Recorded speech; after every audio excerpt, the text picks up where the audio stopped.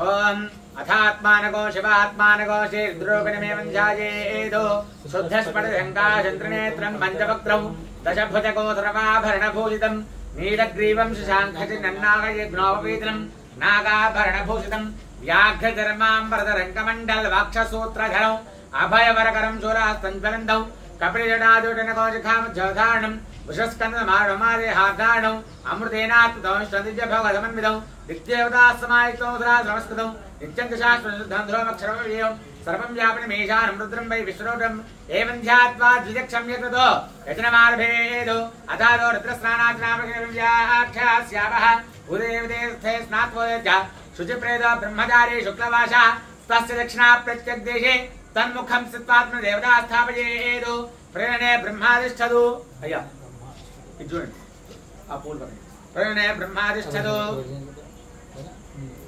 బ్రహ్మాదిష్ఠదో పాదయోర్ విష్ణుస్తిష్ఠదో హస్తయోర్ హరస్తిష్ఠదో బాహ్వోరింద్రస్తిష్ఠదో జఠరే అగ్నిస్తిష్ఠదో హృదయే శుభస్తిష్ఠదో కంఠే వదవస్తిష్ఠంతు వక్త్రే సరస్వతే తిష్ఠదో నాసికయోర్ వాయుస్తిష్ఠదో నయనయోర్ చంద్రాదిత్యోతిష్ఠేతాం कर्णयोर अश्विनोतिष्ठेतां ललाटे रुद्रास्तिष्ठन्तु मूर्धनि आदित्यास्तिष्ठन्तु शिरसि महादेवस्तिष्ठतु शिखायां वामदेवस्तिष्ठतु पृष्ठे पिनाके तिष्ठतु पुरतः शूरी तिष्ठतु पार्श्वयोः शिवशङ्करो तिष्ठेतां सर्वतो वायुस्तिष्ठतु ततो बहिः सर्वतो अग्निज्वालामाला परिवृतास्तिष्ठन्तु सर्वेष्वङ्गेषु सर्वा देवताः यथास्थानं तिष्ठन्तु मां रक्षन्तु अनुकोण्डि मम सह कुटुंबं रक्षन्तु सर्वेषां भक्तजनानां रक्षन्तु।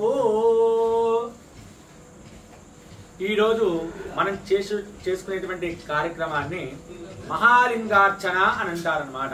ఈ యొక్క క్రతువుని మహాలింగార్చన అంటాం అన్నమాట. ఈ యొక్క మహాలింగార్చన దీన్ని మహాలింగార్చన అంటాం అన్నమాట. ఈ విధానం ఏర్పాటు చేసుకోవడం దాన్ని కైలాస యంత్రము. ఈ యంత్రం అంటే గుడిలో ప్రతిష్టాపన చేసేటప్పుడు యంత్ర ప్రతిష్టాపన అని చేస్తాం. ఆ యంత్రం పైన ఏంటి ఏ దేవతలు ఎటువైపు ఉన్నారో దానిపైన చెక్కించి అక్కడ పెడతాం. దాన్ని యంత్రము అంటాం అన్నమాట. అలాగే కైలాస యంత్రం అంటే కైలాసంలో శివుడు ఏ విధంగా ఉంటాడు, శివుడి పరివారం ఏ విధంగా ఏ దేవత ఎక్కడ ఉంటారు అన్నది ఈ యొక్క యంత్రం ద్వారా మనకు తెలుస్తుంది. ఈ యంత్రము మనకి కైలాసంలో శివుడు ఇలా ఉంటాడు అన్నది ఎవరు చెప్పారు? మానవ మాత్రం ఎవడు కైలాసానికి వెళ్ళలేదు. వెళ్ళింది ఎవరయ్యా అంటే రావణ బ్రహ్మ. ఆ విధంగా ఈ యొక్క కైలాస యంత్రంలో శివుడి పరివారం ఇలా ఉంటుంది అని తెలుసుకున్నది మనం రావణ బ్రహ్మ వల్ల మనకి తెలిసింది. అందుకని రావణ బ్రహ్మ, రాక్షసుడైన రావణ బ్రహ్మ అంటాం. అలా శివుడికి ఈ యొక్క యంత్రాన్ని మనం వేసుకున్నాం. అలాగే ఈ యొక్క క్రతువుకి ముందరగా శివుణ్ణి ఆరాధన అభిషేకం చేయాలన్నా మనం రుద్రుల్లా మారి ఆ యొక్క శివుడికి అభిషేకం చేస్తామన్నమాట. అందుకని ఈ యొక్క క్రతువుకి స్త్రీ పనికిరాదనమాట. అందుకనే పురుషుడే శివుడికి అభిషేకం చేయడానికి మాత్రం పురుషుడే కావాలి. ఎందుకంటే ఆ యొక్క పురుషుడే నారుద్రో రుద్రమర్చేటు ఆ యొక్క మహన్యాసం చెప్పుకొని మన పాంచభౌతిక శరీరాన్ని ఏదైతే మన శరీరంలో అవయవాలు ఇవేవైతే ఉన్నాయో అవన్నీ కూడాను పైనుంచి రోజు తలస్నానము షాంపూలు అవన్నీ ఎంత పెట్టినా పైన శుద్ధి అవుతుంది. కానీ లోపల ఉండేటువంటి అంగాల్ని మాత్రం మంత్రోక్తంగా చెప్పి దాన్ని స్పృశించడం ద్వారా ఆ యొక్క అంగాన్ని శుభ్రపరచుకుంటాను. దాని తర్వాతే నా రుద్రో రుద్రమర్చేదు, నేను రుద్రులా మారి నీకు అర్చన చేస్తున్నాను అని మనం చెప్పుకొని మహన్యాసం చెప్పుకున్నాం ఇప్పటి వరకు కూడా. దాని తర్వాత ఈ యొక్క శివారాధన అంటే ఈ యొక్క మృతిగా అంటే మట్టితో కూడా ఈ యొక్క లింగాలన్నీ కూడా మనం చేసి పెట్టుకున్నాం. కలియుగంలో మృలింగార్చన అనేది శ్రేష్టమైనది. ఈ యొక్క మృలింగార్చన మట్టితో ఇవన్నీ కూడా మనం చేసి పెట్టుకున్నాం. ఏంటంటే ఈ యొక్క మట్టితో ఒక్కో ద్వాపర యుగం, కలియుగం, తర్వాత త్రేతాయుగం ఇలా ఒక్కో యుగంలో ఒక్కో దాని శ్రేష్టం అనమాట. ఇలా ద్వాపర యుగంలో మరకటం అని అలా శ్రేష్టం. దీంట్లో వచ్చేసి ఈ యొక్క కలియుగంలో మృలింగార్చన అనేది శ్రేష్టం. తద్వారా ఏంటంటే ఈ యొక్క 365 లింగాలు, ఈ మొత్తం అన్నీ కూడాను లింగాలన్నీ కూడాను 365 లింగాలు. దీన్ని మహాలింగార్చన అంటాం. ఈ యొక్క లింగార్చన ఏ విధంగా అంటే ప్రతి మానవుడు నిత్యం కూడా శివారాధన అనేది చేయాలి. తన జీవితంలో ప్రతిరోజు నిత్యం శివారాధన చేయాల్సిందే. కానీ ఈ యొక్క కాలమాన పరిస్థితి ప్రకారం కూడాను నిత్యం చేసే పరిస్థితుల్లో మనం లేము. ఒక రోజు కుదురుతుంది, మళ్ళీ రెండో రోజు మరి ఏదో ప్రాబ్లం, ఏదో సమస్య, వర్క్ గురించి కానీ, దానివల్ల ఈ యొక్క దేవతార్చన క్రమం అనేది చేయడం కష్టంగా ఉంది ప్రతి మానవుడికి. అందుకోసం ఈ యొక్క మహాలింగార్చన అనే క్రతువు ఈ యొక్క ఎప్పుడైనా సరే సంవత్సరంలో ఒక్క మారు ఈ యొక్క లింగార్చన అనేది చేయడం ద్వారా 365 రోజులు కూడాను దేవతారాధన చేసిన ఫలితాన్ని మనకు అందిస్తుంది ఈ యొక్క మహాలింగార్చన. ఈ యొక్క మహాలింగార్చనలో శ్రేష్టం ఏంటి అంటే కూడాను ఇక్కడ అభిషేకం ప్రధానం కాదు, అర్చనే. అర్చన అనేది ప్రధానం. అందుకని అర్చన ప్రతి లింగానికి కూడా అర్చన చేస్తాం.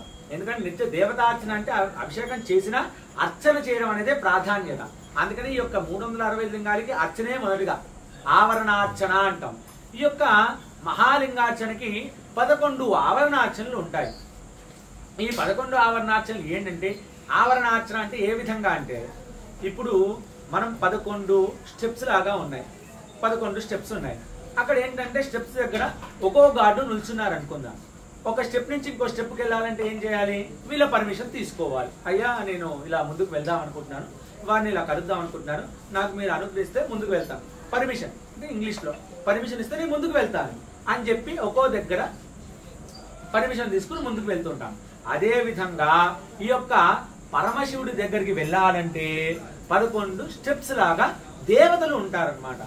ఆయా దేవతలు ఏంటంటే, మొదటిగా వచ్చేటువంటి దేవతలు ఇంద్రాది అష్టదిక్పాలకులు, అష్టలింగాత్మక ఇంద్రాది అష్టదిక్పాలకులు. అంటే ఇక్కడ ఏంటంటే అష్టదిక్పాలకులు అంటే వారు వేరేవారు కాదు, శివ పరివారంలో శివస్వరూపులు, శివస్వరూపం అన్నమాట. వాళ్ళు లింగాకారులు, శివస్వరూపులు. అలా ఈ యొక్క ఈశ్వరుడికి 8 దిక్కుల ఈ యొక్క అష్టదిక్పాలకులు ఉంటారన్నమాట. దాని తర్వాత 8 లింగాలు అయ్యాయి కదా, కౌంట్ చేసుకుంటూ ఉండండి. మీకు 365 లింగాలు కూడా లెక్క చెప్తాం. ఆ తర్వాత త్రిశూలేశ్వరులు, రెండో ఆవర్తన అంటే సెకండ్ స్టెప్ లో త్రిశూలేశ్వరులు అంటాం అనమాట. అంటే త్రిశూలాకారం ఉంటుంది కదా, అలా బ్రహ్మ విష్ణు మహేశ్వర స్వరూపులు అనమాట ఆ త్రిశూలేశ్వరులు. వారు కూడాను 8 దిక్కులా కూడా ఉంటారు. 8 మూల 24 లింగాలు, వాళ్ళు శివస్వరూపులు. ఆ తర్వాత 24 + 8 32 లింగాలు ఇక్కడికి అయ్యాయి. దాని తర్వాత 3వ ఆవరణార్చన వచ్చి తాండవేశ్వరులు, అష్టోత్తర శతలింగాత్మక అంటే 108 లింగాలు. ఈ యొక్క 108 లింగాలు ఈశ్వరుడు చుట్టూరా ఎప్పుడు కూడా గోడ ప్రాకారంలో ఉండి శివుడి కోసమై తాండవిస్తూ ఉంటారన్నమాట. అందుకని వీరిని తాండవేశ్వరులు అని అంటాము. వీరు మొత్తం కూడా 108 + 32 140 లింగాలు ఇక్కడికి పూర్తయ్యాయి. దాని తర్వాత 4వ ఆవరణార్చన వచ్చి అష్ట గణపతులు. ఈ యొక్క అష్ట గణపతి మామూలుగా గణపతి అంటే ఒకరే అంటాం. ఈ యొక్క అష్ట గణపతులు అంటాం. వీరభద్ర గణపతి, తర్వాత దుర్గా గణపతి, సుబ్రహ్మణ్య గణపతి, కాలభైరవ గణపతి, ఇలా మొత్తం అష్ట గణపతులు అని 8 దిక్కులా కూడాను స్వామివారికి చుట్టూరా ఉంటారు. 140 + 8 148 లింగాలు ఇక్కడ పూర్తయింది. దీని తర్వాత 5వ ఆవరణార్చన వచ్చి ఈ యొక్క అష్ట జలమూర్తులు అంటాం. జలమూర్తులు అంటే కూడాను ఈ యొక్క దేవాలయాలకి, మీరు పెద్ద పెద్ద దేవాలయాలకు వెళ్తే ప్రతి దేవాలయానికి కూడా కోనేరులు అనేటువంటివి ఉంటాయన్నమాట. జలాధిపతి, ఆ యొక్క కోనేరుకి జలాధిపతి అనే దేవత, అంటే ఆ యొక్క కోనేరుకి దేవత కూడా ఉంటారు, జల అధిపతి, దానికి సంబంధించిన దేవత ఉంటారన్నమాట. పూర్వకాలంలో ప్రతి దేవాలయానికి కొలను ఉండేది. కానీ ఇప్పుడు ఏంటంటే చిన్న చిన్న దేవాలయ స్థలాలు లేక చిన్న చిన్న దేవాలయాలు కట్టేస్తున్నారు. దాని కోనేరులు అంటే ఎవరికి తెలియదు. అదే మనకి తమిళనాడు సైడు అలా ప్రతి దేవాలయానికి కోనేరు ఉంటుంది. ఆ జల దేవత అన్నమాట. అలాగే జలమూర్తులు అని చెప్పి ఈశ్వరుడి చుట్టూరా కూడాను 8 మంది జలమూర్తులు ఉంటారన్నమాట. స్వామివారి చుట్టూరా కూడా వారిని అష్ట జలమూర్తులు అంటారు. వారు 148 + 8 156 లింగాలు పూర్తయ్యాయి. దీని తర్వాత 6వ ఆవరణార్చన అంటే 6వ స్టెప్. దీనికి వచ్చేసి ఏకాదశ రుద్రులు. ఏకాదశ రుద్రులు ఏంటంటే, మన ఈశ్వరుడికి సంబంధించిన ఏకాదశ రుద్రాభిషేకం చేస్తాం కదా, ఆ యొక్క ఒక్కో రుద్రానికి ఒక్కో దేవత ఏకాదశ రుద్రులు అన్నమాట. నమ సోమాయ చ రుద్రాయ చ, నమస్తామ్రాయ చ అరుణాయ చ, నమ శంగాయ చ పశుపతయే చ, నమ ఉగ్రాయ చ భీమాయ చ, నమో అగ్రే వధాయ చ దూరే వధాయ చ. ఇవన్నీ కూడా వారి యొక్క పేర్లు అన్నమాట, ఏకాదశ రుద్రులు. ఈ యొక్క 156 + 11 లింగాలు కలిపితే 167 లింగాలు అయ్యాయి. ఇక్కడికి 6 ఆవరణార్చనలు పూర్తయ్యాయి. దాని తర్వాత 7వ ఆవరణార్చన వచ్చి పంచబ్రహ్మలు. ఈ యొక్క పంచబ్రహ్మలు ఏంటి అంటే కూడాను శివుడికి పంచముఖం అని పేరు. అలా ఇప్పుడు ఈ యొక్క శివుడిని సజ్జోజాత ముఖం, వామదేవ ముఖం, అఘోర ముఖం, తత్పురుష ముఖం, ఈశాన ముఖం అంటే ఈ యొక్క 5 ముఖాలు అంటే